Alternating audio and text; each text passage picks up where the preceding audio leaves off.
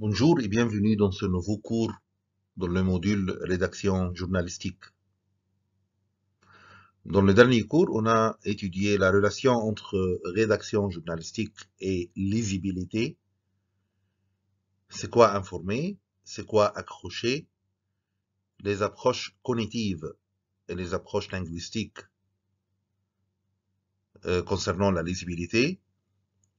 Comment le journaliste rédacteur peut choisir ses mots. La structure de la phrase. Comment aussi le journaliste doit utiliser les nombres, les ponctuations, la longueur de la phrase, la redondance. C'est quoi la redondance? Les numérotations et le graphisme, l'utilisation des verbes, l'utilisation des adverbes. C'est quoi la transmission fonctionnelle de l'information? Et on a étudié l'efficacité en rédaction journalistique. Étude de lecture, la grille de programme. On a aussi exploré la notion de rentabilité, le mélange des écritures et l'expression par image, l'expression par l'image. On a tout simplement étudié tout ce qui concerne la lisibilité du texte journalistique. On a su donc comment la lisibilité d'un texte journalistique dépend de plusieurs facteurs, tels que le choix des mots, la structure de phrase et la longueur de paragraphe et la présentation visuelle ou le graphisme. Donc on a su ensemble, on a discuté les règles concernant la lisibilité d'un texte journalistique qui dépend, cette lisibilité dépend de plusieurs facteurs tels que le choix des mots, la structure de phrase et la longueur des paragraphes et la présentation visuelle, donc le graphisme. Comment le journaliste doit utiliser un langage simple et clair en évitant toujours les termes techniques ou les expressions trop complexes et comment il doit privilégier les phrases courtes et simples en évitant les constructions lourdes et aussi les subordonnées excessives. Et comment il doit mettre en évidence les informations importantes aussi. Et il doit utiliser des exemples concrets, aussi les chiffres et les nombres. Et il doit éviter aussi les acronymes peu connus du grand public. Aujourd'hui, on va étudier relation lecteur-contenu. Donc, plan de cours, rédaction journalistique, lecteur-contenu. Rédaction journalistique et la vulgarisation scientifique et les techniques d'écriture. Rédaction journalistique, mode d'écriture. Rédaction journalistique et le lisible. Les outils en rédaction journalistique. Outils de rédacteur, journaliste, rédacteur.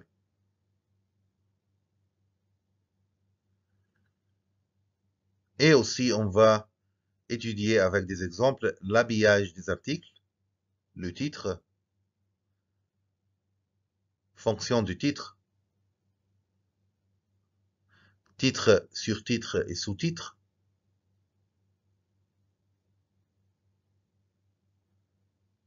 Le titre, règle et type et exemple. Donc, plan de secours, toujours, on va étudier la rédaction journalistique, différents aspects, lecteur contenu et la vulgarisation scientifique et les techniques d'écriture, mode d'écriture, rédaction journalistique et le lisible et les outils en rédaction journalistique. Et on va étudier avec des exemples ce qu'on appelle l'habillage des articles, titres et surtitres et sous-titres, fonctions et types des titres, règles et exemples.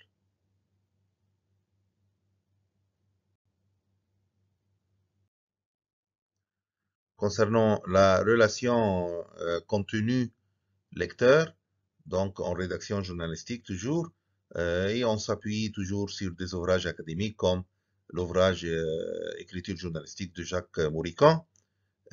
Ici, on dit que le journaliste n'existe que par rapport à son public lecteur.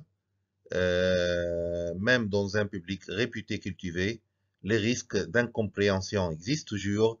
Il y a certains mots pourtant omniprésents dans l'actualité, comme par exemple la mondialisation ou réchauffement climatique. Ces mots suscitent bien des interrogations quant à leur correcte compréhension. Le public doit comprendre le sens exact des mots ou de certains mots utilisés dans les articles journalistiques. Et donc, le journaliste rédacteur doit se poser toujours une question. Il doit se poser la question suivante à ce public particulier. Quelle est la langue que je dois utiliser? Donc, ici, la langue, dans le sens large du mot, ça veut dire comment je peux utiliser des mots, des phrases simples, des structures de phrases, comment je peux choisir des mots pour faire passer ce que je dois couvrir en tant qu'événement médiatique. Donc, encore une fois, le journaliste n'existe que par rapport à son public lecteur et même dans un public réputé cultivé, il y a des risques d'incompréhension parce qu'il y a certains mots qui pourtant omniprésents dans l'actualité qui suscitent bien des interrogations quant à leur correcte compréhension. Donc, le journaliste doit se poser toujours la question à ce public particulier, à ses lecteurs, quelle est la langue que je dois utiliser? Quelle est la langue que je dois utiliser? Donc, le français apparaît comme langue au reporter rédacteur comme une somme, selon Jacques Mourican. La langue ici résulte d'une addition de jargon des différents métiers, celui du scientiste, de l'informaticien, etc. Et donc le jargon désigne un langage ou une terminologie utilisée par un groupe spécifique ou par exemple utilisée dans une profession particulière. Le jargon peut inclure des termes techniques, des acronymes par exemple, ou des expressions qui peuvent être difficiles à comprendre pour le public ou pour les personnes qui ne sont pas familières avec ce domaine ou avec ce langage de spécialisé, avec ce langage spécialisé ou cette terminologie spécialisée. Aussi, il faut noter avec Moricon que la fonction d'un article n'est pas de recopier des propos entendus. La fonction d'un article journalistique, la fonction d'un texte journalistique n'est pas de recopier des propos entendus, mais la fonction d'un texte journalistique, la fonction d'un article journalistique est d'adapter le savoir de quelques-uns à la compréhension d'un plus grand nombre. Donc, la fonction d'un article est d'adapter le savoir de quelques-uns à la compréhension d'un plus grand nombre. Ici, la question de la vulgarisation est inévitable. La question de la vulgarisation est inévitable ici. Et on va voir en détail cette notion de vulgarisation en rédaction journalistique. Donc, le français apparaît comme langue au reporter comme une somme. La langue ici résulte d'une addition de jargon, différents métiers, ça veut dire de jargon, de langage de différents métiers, langage spécialisé ou terminologie spécialisée, utilisée par un groupe spécifique ou une profession particulière, par exemple celui du scientiste ou de l'informaticien. Et il faut noter avec Jacques Marican que la fonction d'un article n'est pas de recopier des propos entendus, elle est d'adapter le savoir de quelques-uns à la compréhension d'un plus grand nombre. Ainsi, et selon les mots de Jacques Marican dans son ouvrage Écriture journalistique, écrire sur le mode journalistique, c'est essentiellement adapté. C'est essentiellement adapté. Donc, c'est s'emparer de la science de telle ou telle pour la mettre dans la langue de tout avec les risques que ce transfert de propriété peut entraîner. Au minimum, sur le plan de la susceptibilité, voire plus sérieusement sur le plan de l'exactitude. D'où cette requête, d'où cette recherche fréquente des bons journalistes aux experts qu'ils rencontrent. Aidez-nous à rendre compréhensible, faites une partie de cet effort de vulgarisation. Donc, cette citation de Jacques Marican nous montre que écrire sur le mode journalistique, c'est essentiellement adapter, c'est essentiellement s'emparer de la science de telle ou telle pour la mettre dans la langue de tout le monde, de public, avec les risques que ce transfert de propriété peut entraîner, au minimum sur le plan de la susceptibilité, voire sur le plan de l'exactitude. D'où cette requête fréquente des bons journalistes aux experts qu'ils rencontrent pour aider-nous à rendre compréhensible, aidez-nous, ça veut dire les journalistes, avec relation lecteur-contenu, à rendre compréhensible ces contenus donc, et faites une partie de cet effort de ce qu'on appelle la vulgarisation. La vulgarisation. Donc, vulgarisation en définition avec Jacques Gauthier, ici. Jacques Gauthier a défini la vulgarisation comme la vulgarisation scientifique a pour but de transmettre.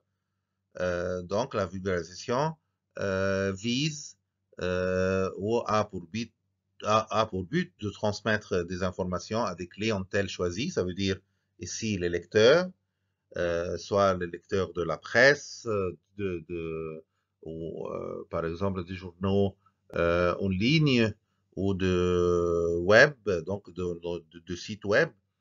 La vulgarisation scientifique a pour but de transmettre des informations à des lecteurs de la manière la plus claire possible, de sorte qu'elles en soient informées et qu'elles leur soient utiles. La vulgarisation, donc la vulgarisation scientifique a pour but de transmettre des informations à des clientèles choisies, ça veut dire à des lecteurs choisis, de la manière la plus claire possible, de sorte qu'elles en soient informées et qu'elles leur soient utiles. Donc, le public lecteur est différent, ce public n'a pas la même capacité de compréhension.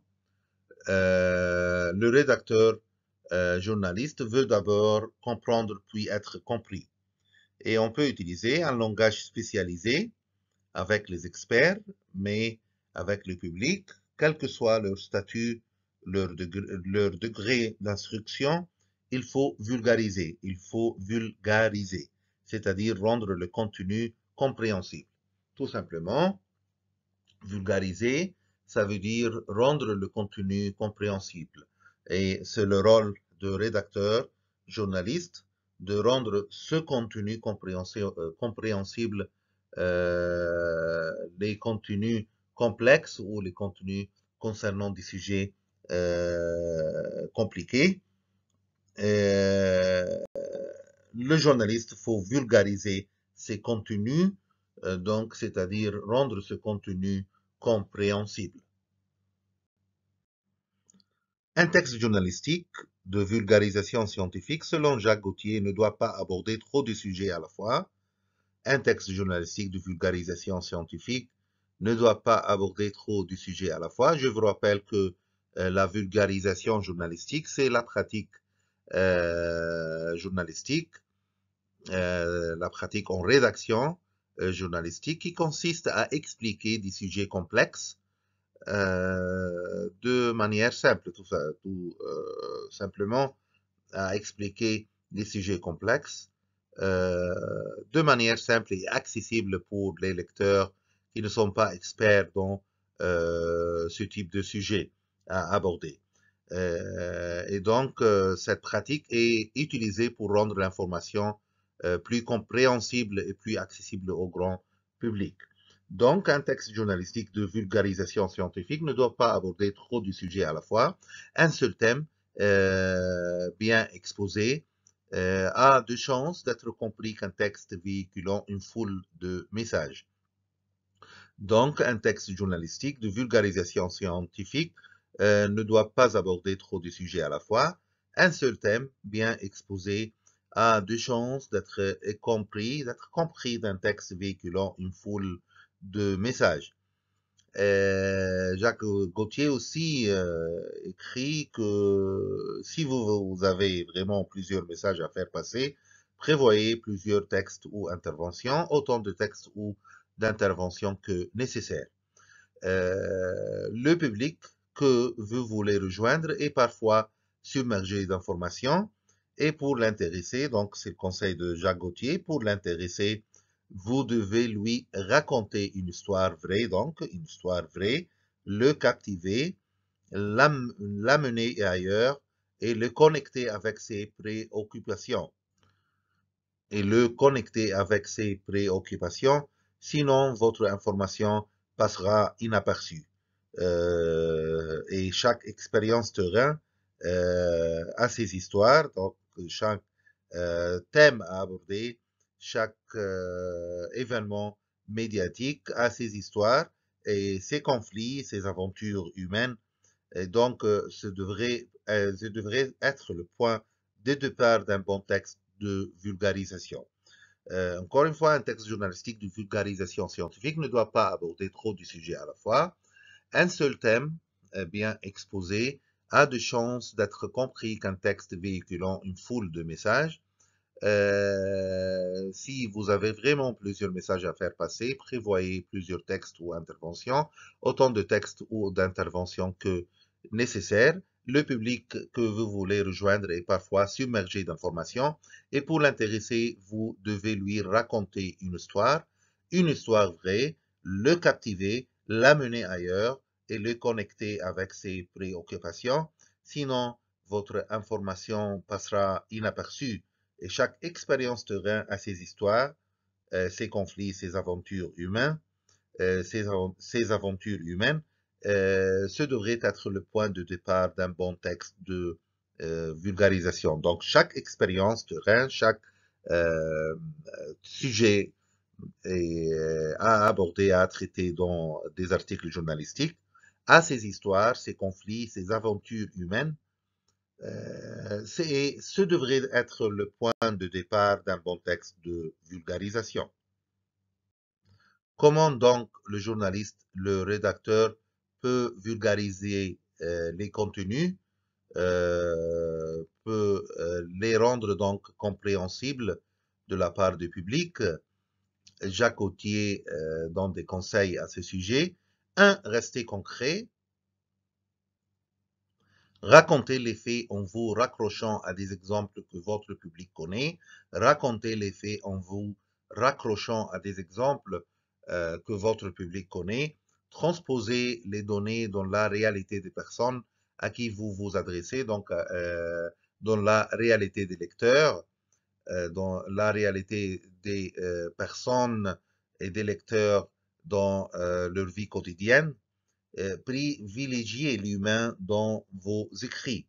Donc, restez concret, racontez les faits en vous raccrochant à des exemples que votre public connaît, transposez les données dans la réalité des personnes à qui vous vous adressez et privilégiez l'humain dans vos écrits. Deuxième conseil ici, évitez les termes trop techniques. Évitez les termes trop techniques.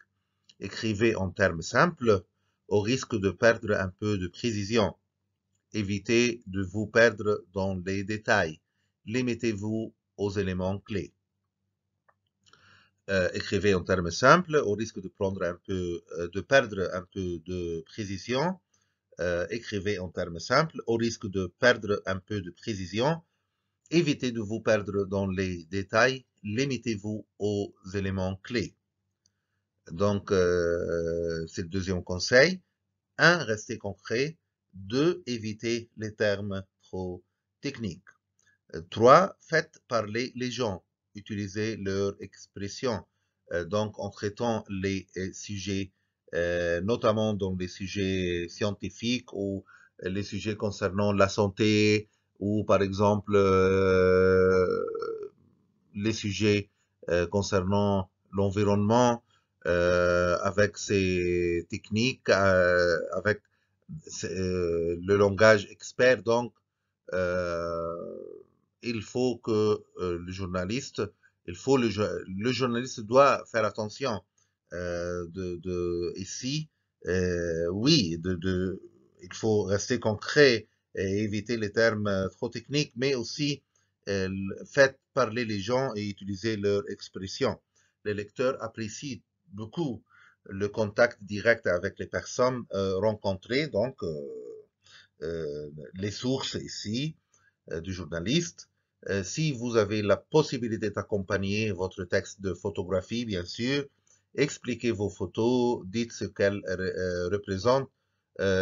Tout ça en rédaction journalistique, on fait ce mélange entre photos, texte, pour rendre les contenus plus compréhensibles de la part du public. Donc, faites parler les gens et utilisez leur expression. 1. Restez concret. 2. Évitez les termes trop techniques. 3. Faites parler les gens, utilisez leur expression. Quatrième conseil ici de Jacques Gauthier pour bien vulgariser les contenus journalistiques. Donc, c'est faites des phrases courtes et concises. Faites des phrases courtes et concises. Laissez tomber les mots inutiles qui n'apportent rien à la compréhension du contenu. Écrivez sous la forme active et non passive. Laissez tomber les mots inutiles qui n'apportent rien à la compréhension du contenu. Écrivez sous la forme active et non passive. Et concernant les paragraphes, soyez bref mais précis. Un paragraphe devrait exprimer une seule idée. On exprime d'abord l'idée, puis le reste du paragraphe sert à l'expliquer. Donc, concernant les paragraphes, soyez bref mais précis. Un paragraphe devrait exprimer une seule idée. On exprime d'abord l'idée, puis le reste du paragraphe sert à l'expliquer. Donc, restez concret. Racontez les faits en vous raccrochant à des exemples que votre public connaît. Transposez les données dans la réalité des personnes à qui vous vous adressez. Privilégiez l'humain dans vos écrits. Évitez les termes trop techniques. Écrivez en termes simples au risque de perdre un peu de précision. Écrivez en termes simples au risque de perdre un peu de précision. Évitez de vous perdre dans des détails. Limitez-vous aux éléments clés. Faites parler les gens, utilisez leur expression et faites des phrases courtes, concises. Et concernant les paragraphes, soyez bref mais précis. Un paragraphe devrait exprimer une seule idée. On exprime d'abord l'idée, puis le reste du paragraphe sert à l'expliquer. Certains modes d'écriture en rédaction journalistique, selon Jacques Marican, se retrouvent de façon permanente chez tous les journalistes. Le particulier contre le général, donc le journaliste cherche toujours à partir du terrain, ça veut dire à partir du terrain de l'événement, donc où se déroule l'événement médiatique. Donc ici, c'est la couverture médiatique des événements. Donc le journaliste cherche toujours à partir du terrain. Le journaliste, reporter, veut convaincre son lecteur que le sujet n'est pas hors du temps, et cela se traduit par cette phrase lancée par tous les rédacteurs en chef, raconter une histoire vraie. Donc, certains modes d'écriture se retrouvent de façon permanente chez les journalistes. Un, le particulier contre le général. Le journaliste cherche toujours à partir du terrain en faisant la couverture médiatique des événements. Donc, le journaliste reporter veut convaincre son lecteur que le sujet n'est pas hors du temps, et cela se traduit par cette phrase lancée par les rédacteurs en chef, raconter une histoire vraie. Moricon évoque l'exemple suivant. À Las Vegas, en janvier 2022, s'ouvre une exposition consacrée aux nouvelles technologies. Le journal Le Progrès en rend compte. Son propos commence ainsi. Une petite peluche dont les morsures douces font du bien, un masque qui permet enfin de bien respirer et des mini-voitures de course sans pilote. Le CES de Las Vegas, qui ouvre ses portes ce mercredi, expose son lot de nouvelles technologies insolites. C'est en quelque sorte un zoom arrière. On part de quelques exemples avant de passer à ce que l'on peut voir plus généralement lors de cette exposition. Et le CES,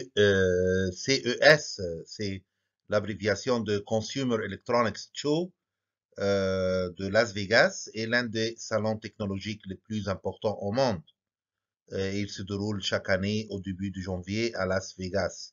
Donc, cet événement international ressemble des entreprises et des innovateurs concernant les dernières avancées technologiques et leurs produits. Rédaction journalistique, mode d'écriture. 2. Le concret et le vivant contre le conceptuel. Il faut fuir les concepts comme règle générale. Il faut fuir les concepts, les notions abstraites donc. Le journaliste et reporter doit donner un exemple concernant les différents sujets à traiter. Pouvez-vous nous donner un exemple, comme si le lecteur demande cette question? Cette phrase témoigne d'un penchant absolu de tous les professionnels. Éviter les notions abstraites. Éviter les notions abstraites. Ce recours au concret contre le conceptuel est un prolongement naturel de la préférence pour le particulier sur le général. Ce souci du vivant explique le goût de l'humain des journalistes. Il est très sensible dans la presse écrite, comme Jacques Marican mentionne donc. Il faut fuir les concepts. Le journaliste reporter doit donner un exemple concernant les différents sujets à traiter. Pouvez-vous nous donner un exemple? Et cette phrase témoigne d'un penchant absolu de tous les professionnels, éviter les notions abstraites. Ce recours au concret contre le conceptuel est un prolongement naturel de la préférence pour le particulier sur le général. Ce souci du vivant explique le goût de l'humain des journalistes. Il est très sensible dans la presse écrite. Ici, Jacques Marican évoque un autre exemple du journal Le Parisien. Deux reporters du Parisien, le 6 janvier 2022, suivent des chasseurs près de son lys. On entend la clochette des chiens et la corne qu'ils utilisent. On observe leurs vêtements, mais au fur et à mesure de la promenade et de leur échange entre eux ou avec les journalistes, on perçoit aussi leur agacement d'être constamment sous le feu d'accusations lancées par les écologistes des villes. L'article tout entier est un aller-retour entre des scènes de ces instants et la pensée des acteurs concernés.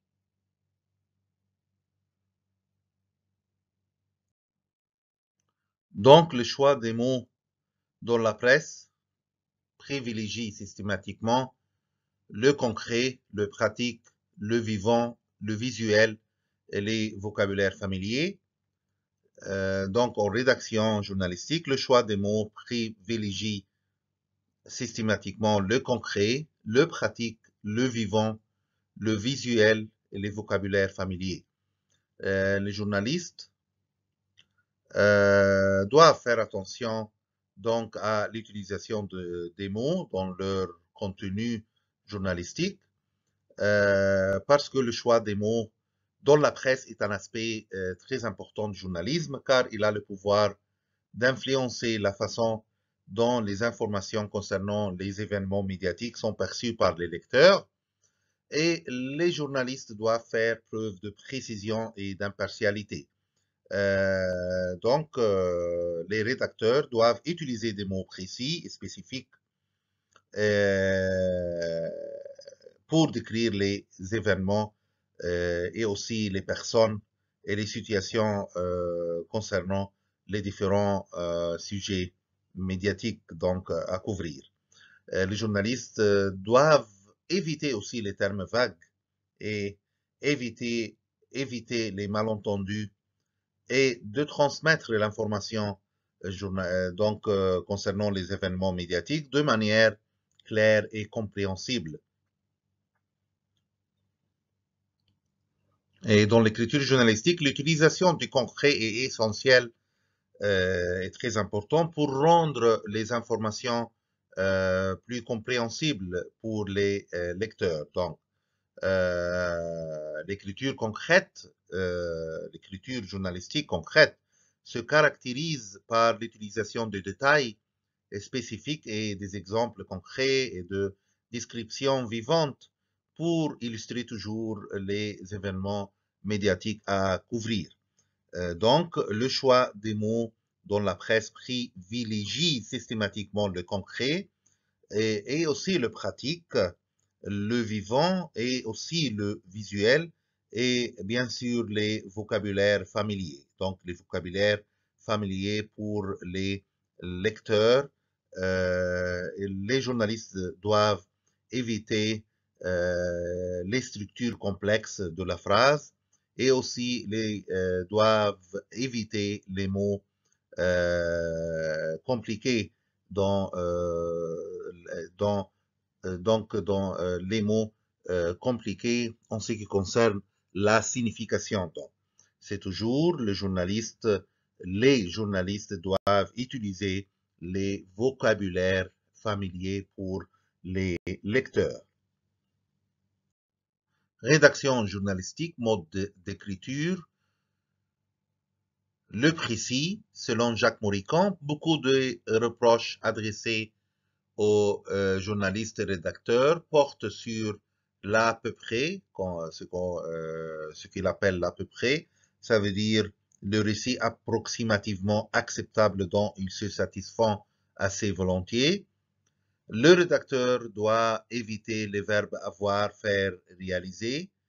Et ils sont des ennemis publics comme Marican exprime donc. Tous les risques de polysémie doivent être évités. Polysémie, ça veut dire Euh,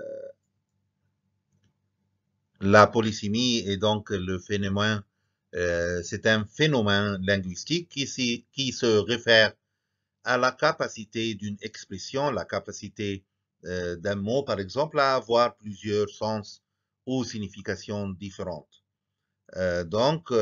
Ici, les journalistes doivent éviter la polysémie. Donc.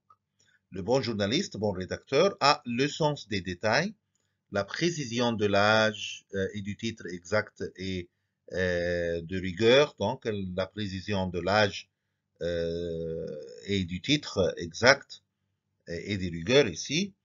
Le journaliste doit s'assurer qu'aucun des raccourcis auxquels il procède ne porte atteinte à la logique générale du mécanisme envisagé, surtout tout au long du processus de vulgarisation qu'est inévitablement la rédaction d'un article.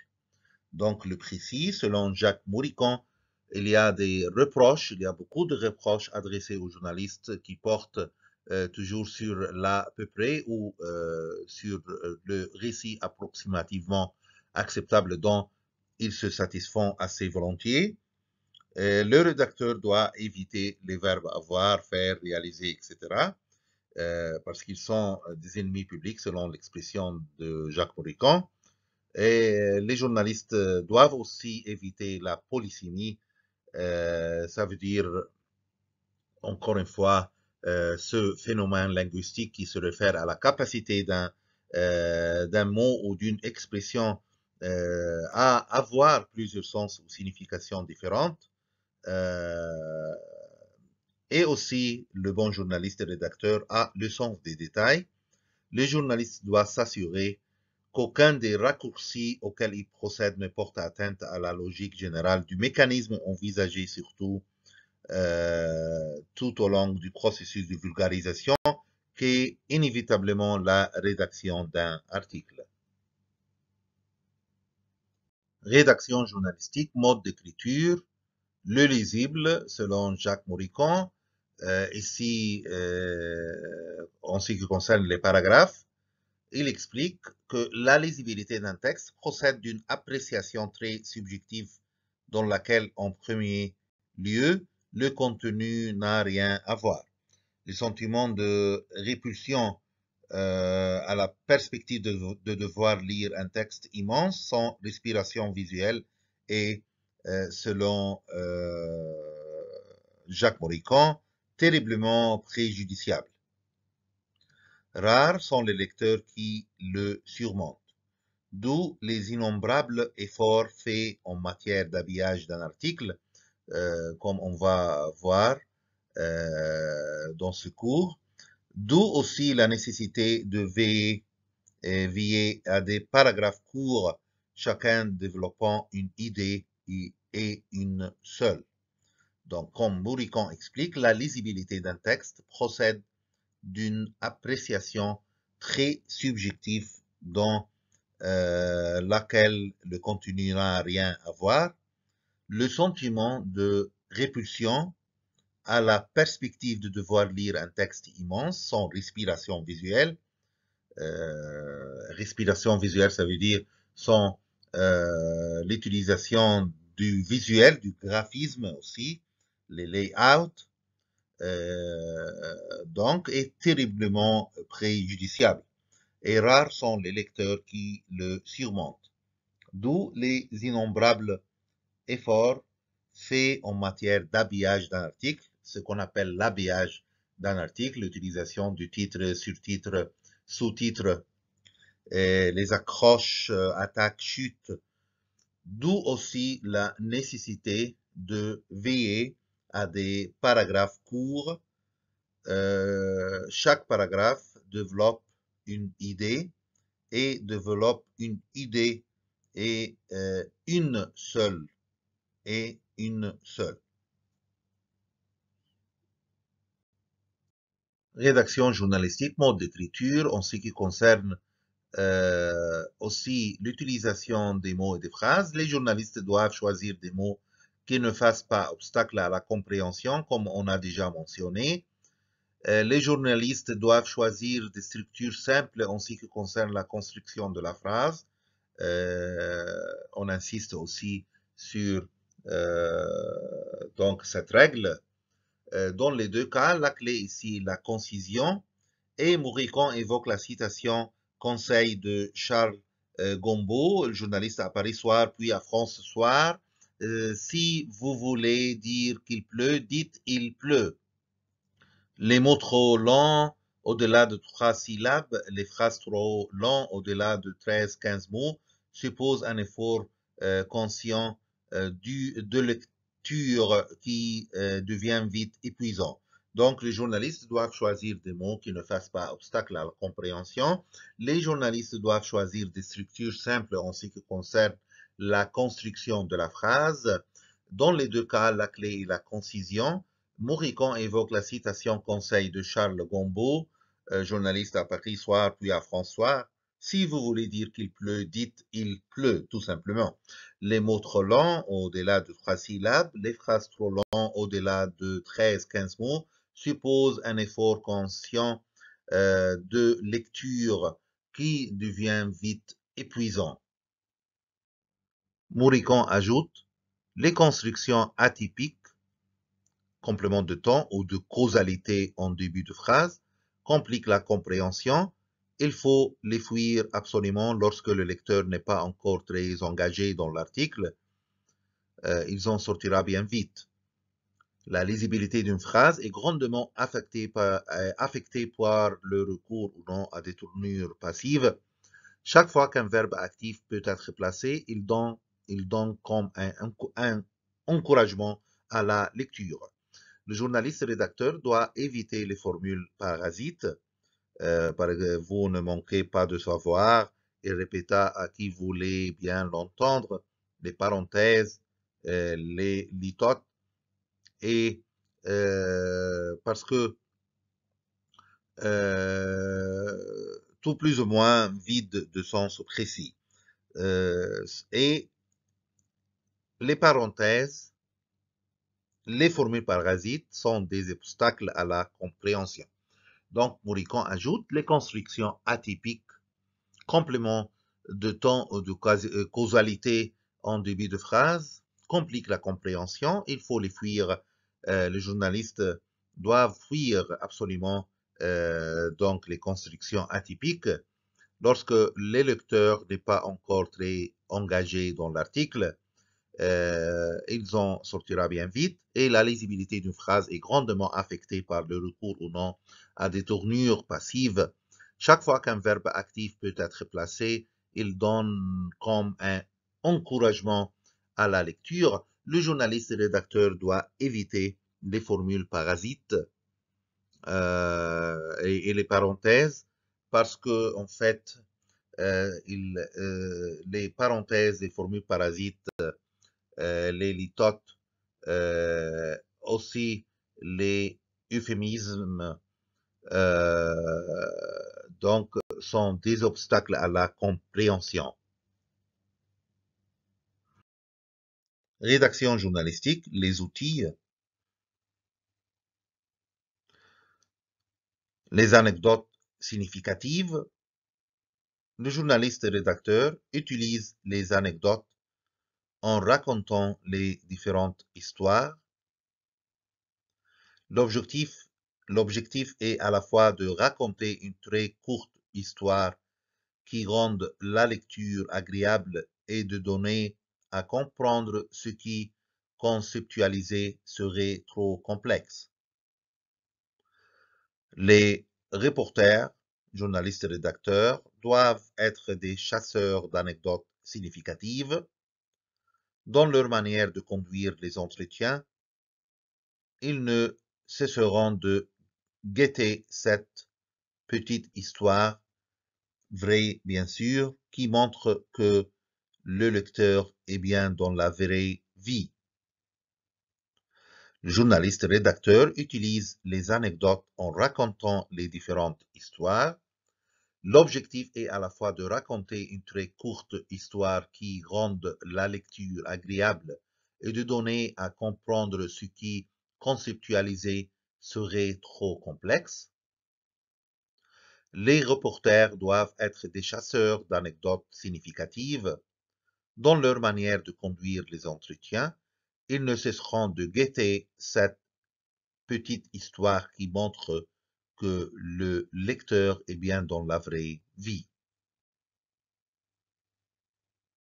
Outils du journaliste en rédaction journalistique, les images et les exemples. Le journaliste fait un abondant usage d'images susceptibles d'éclairer son propos. Ainsi, pour les chiffres, le rédacteur préférera toujours donner un ordre de grandeur qu'un chiffre exact à la décimale près. Seul le premier crée du sens. Encore faut-il lui adjoindre le plus souvent une image. L'image sera volontiers utilisée pour contourner des unités de mesure mystérieuses. Les exemples vont manifester le souci de l'auteur de toujours montrer que tel concept a une application dans la vie de tous les jours, donc dans celle de la plupart des lecteurs. L'enquêteur, journaliste et rédacteur, notamment, va constamment faire la chasse à ces exemples qui crédibilisent le propos. Donc, selon Jacques Moricon, toujours, l'utilisation, le journaliste doit utiliser des images et des exemples. Le journaliste fait un abondant usage d'images susceptibles d'éclairer son propos. Ainsi, pour les chiffres, le rédacteur préférera toujours donner un ordre de grandeur qu'un chiffre exact à la décimale près. Seul le premier crée du sens, encore faut-il lui adjoindre le plus souvent une image. L'image sera volontiers utilisée pour contourner des unités de mesure mystérieuses. Les exemples vont manifester le souci de l'auteur de toujours montrer que tel concept a une application dans la vie de tous les jours, donc dans la vie quotidienne, donc dans celle de la plupart des lecteurs. L'enquêteur, journaliste, rédacteur notamment, va constamment faire la chasse à ces exemples qui crédibilisent le propos. Donc ces exemples crédibilisent le propos du journaliste. Les citations. Selon Jacques Moricon, les citations ont deux vocations sous la plume du journaliste. Rendre vivant et accréditer. La citation, je le cite, la citation est en effet d'abord dans un texte ce qu'une bande sonore est dans un journal parlé ou l'apparition d'un témoin dans un reportage télévisé. C'est un son nouveau qui prémunit contre le risque de lassitude à la lecture. C'est aussi la preuve que le journaliste a entendu des acteurs du sujet, des sources qu'il traite et ne se contente pas d'énoncer son opinion. Ce à l'encontre de quoi le lectorat peut être assez facilement méfiant. Le rédacteur va rechercher deux types de citations, le bon mot, c'est-à-dire la formule particulièrement heureuse de l'interlocuteur, drôle, imagée, elle résume bien mieux que ne l'aurait fait le journaliste un problème ou une situation. La déclaration politique, au sens le plus large de ce mot, sera aussi retenue parce que seul le témoin a qualité pour prononcer cette phrase en raison de ses responsabilités. Donc, selon Jacques Moricon, les citations ont deux vocations sous la plume du journaliste, rendre vivant et accréditer.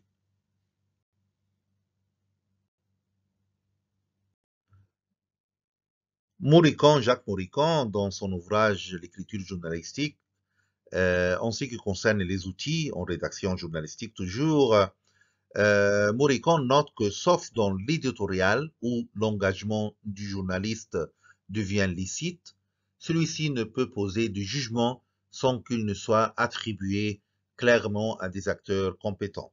Je le cite, le journaliste paraîtra souvent peu crédible s'il écrit par exemple la loi de finances votée cette année est insuffisante. Quelles sont ses qualifications pour le dire? En revanche, qu'il cite des experts dont c'est l'avis et la critique deviendra plus recevable. Donc, il cite des experts. Il utilise des sources crédibles. Une règle d'or doit s'appliquer à la citation. Le lecteur doit pouvoir clairement identifier qui parle et en connaître les titres. Malheureusement, la tentation de recourir à de fausses citations parce que c'est stylistiquement agréable pose un problème. Donc, parce que au niveau du style, agréable pose donc un problème. Moricon note que sauf dans l'éditorial où l'engagement du journaliste devient licite, celui-ci ne peut poser de jugement sans qu'il ne soit attribué clairement à des acteurs compétents. Le journaliste, je cite, le journaliste paraîtra souvent peu crédible s'il écrit, par exemple, la loi de finances votée cette année est insuffisante. Quelles sont ses qualifications pour le dire? En revanche, qu'il cite des experts dont c'est l'avis et la critique deviendra plus recevable. Une règle d'or doit s'appliquer à la citation. Le lecteur doit pouvoir clairement identifier qui parle et en connaître les titres. Malheureusement, la tentation de recourir à de fausses citations parce que c'est stylistiquement agréable pose un problème. Concernant les formules, comme outil du journaliste, outil du rédacteur, Jacques Moricon explique ici que le recours au proverbe à la formule populaire présente l'intérêt de faire référence à un sens tout à fait clair dans l'esprit du lecteur et ainsi de faciliter la compréhension dans un passage difficile. L'intention est excellente et la méthode souvent bonne. Le risque ici est que le procédé se retourne contre l'intention même de son auteur, du journaliste donc, à force d'utiliser des formules toutes faites. On ne compte plus, par exemple, le nombre de nations, d'équipes sportives, d'entreprises qui veulent jouer dans la cour des grands. Ça veut dire, c'est l'utilisation de formules ici. Il y a un risque quand le journaliste utilise les formules.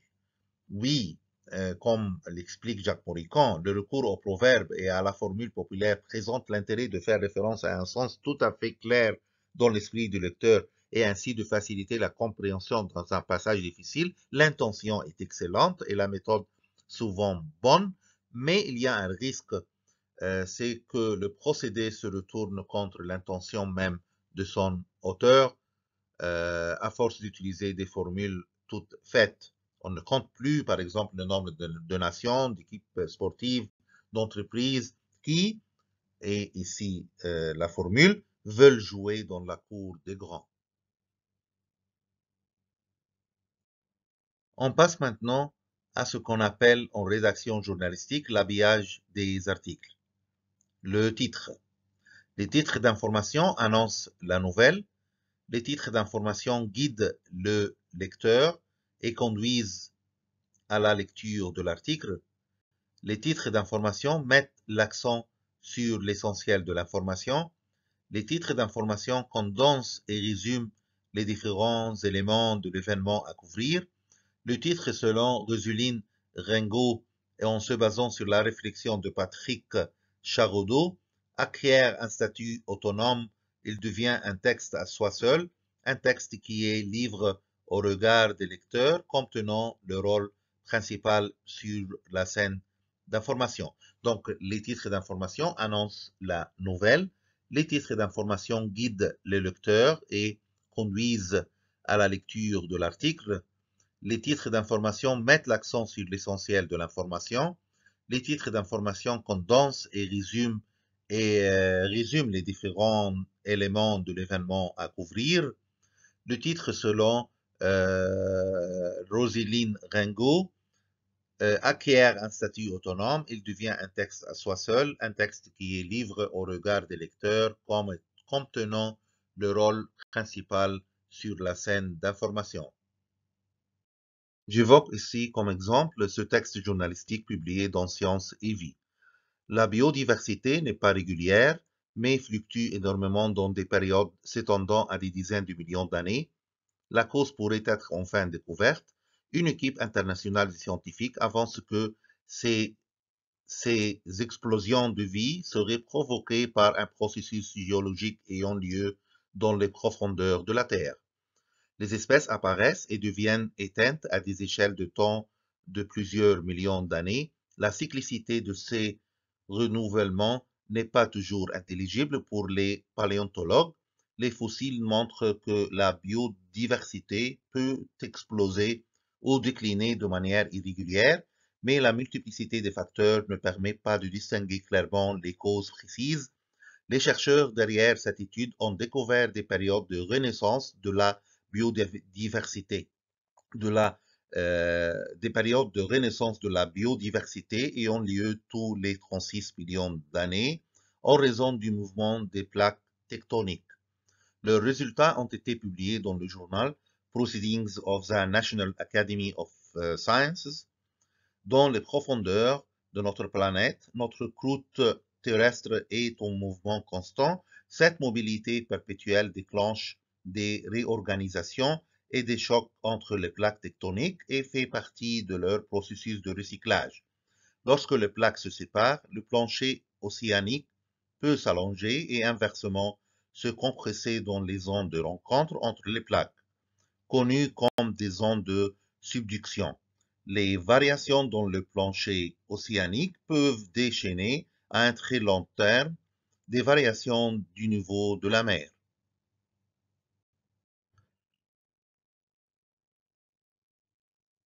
L'équipe de chercheurs a tâché de trouver s'il y aurait des cycles d'explosion de biodiversité et si oui, quelles en seraient la cause. Pour ce faire, ils ont réalisé une analyse des données géologiques des 250 derniers millions d'années pour visualiser l'ensemble des données. Ils se sont appuyés sur le logiciel de visualisation comme JPLAT afin de réaliser des modélisations et des simulations de processus tectoniques. Grâce à leur analyse, ils ont pu observer que le changement du niveau de la mer produit par le mouvement des plaques tectoniques a un énorme impact dans les écosystèmes. En effet, les changements de profondeur dans le bassin océanique facilitent le transfert d'eau dans les profondeurs de la Terre. Dans les zones de subduction, l'eau est aspirée et puis expulsée au travers de l'activité volcanique. Ces changements ont à leur tour entraîné des fluctuations dans l'inondation et l'assèchement des continents, avec des périodes de mer peu profondes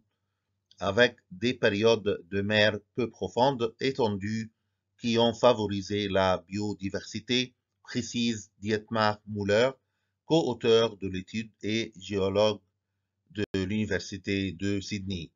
Ainsi, des espèces apparaissent et d'autres disparaissent. Ils ont pu attester également que les plaques tectoniques suivent un cycle de 36 millions d'années et se recyclent dans le manteau de convection. Les cycles durent 36 millions d'années en raison des schémas réguliers de recyclage des plaques tectoniques dans le manteau de convection, la partie mobile de la Terre profonde, semblable à une soupe chaude et épaisse dans une casserole qui se déplace lentement, explique le chercheur. Alors que cette étude met en avant le mouvement des plaques tectoniques et le changement du niveau de la mer dans les cycles de biodiversité, d'autres facteurs devront aussi être étudiés à l'avenir en tant que cause potentielle de ces cycles, par exemple les niveaux de dioxyde de carbone. Bon, je continue l'exemple en présentant le titre de ce texte journalistique publié dans revue Science et Vie, dans le site de cette revue, donc Science et Vie. Une nouvelle hypothèse explique pourquoi la biodiversité vit une explosion de vie tous les 36 millions d'années. Encore une fois, une nouvelle hypothèse explique pourquoi la biodiversité vit une explosion de vie tous les 36 millions d'années. Donc ici, les parties en jaune montrent comment le journaliste a rédigé le titre de son texte journalistique et aussi ici le résultat, ça veut dire le résultat de l'étude des chercheurs qui ont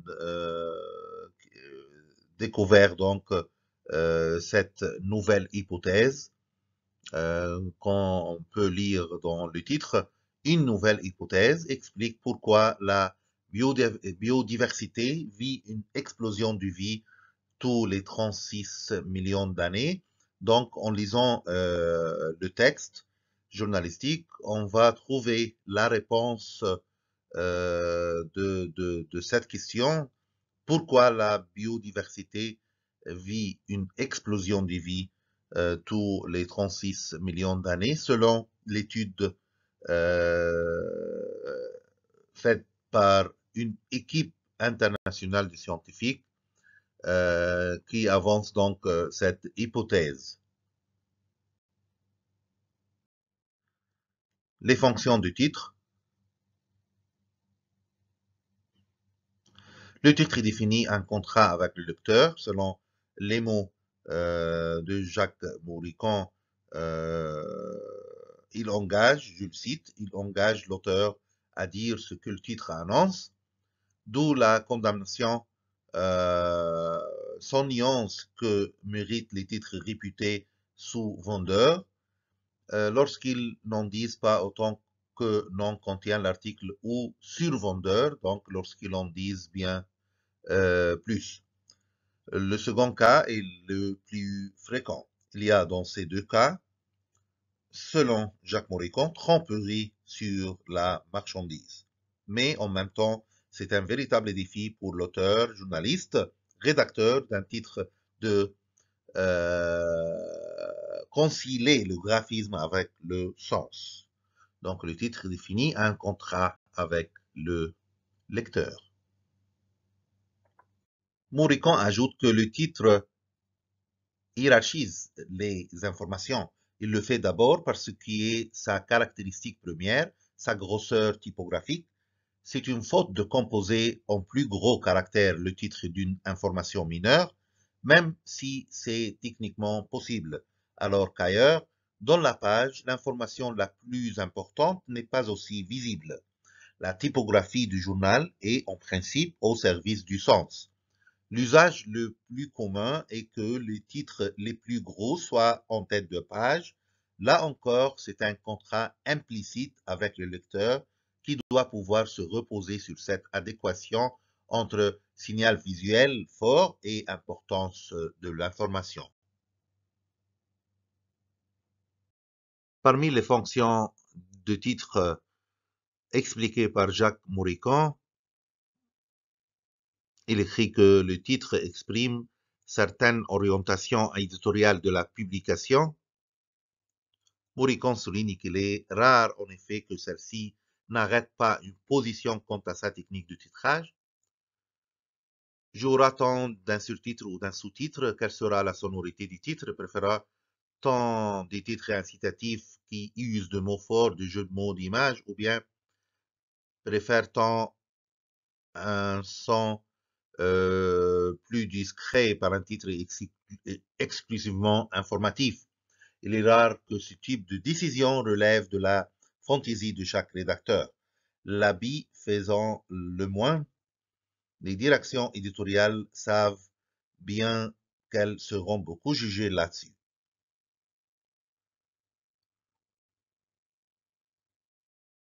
Jacques Moricon constate aussi que, accessoirement, le titre est un révélateur du point de vue de la technique de rédaction. Selon lui, je le cite, il n'y a jamais de difficulté à titrer un article dont le sens est évident.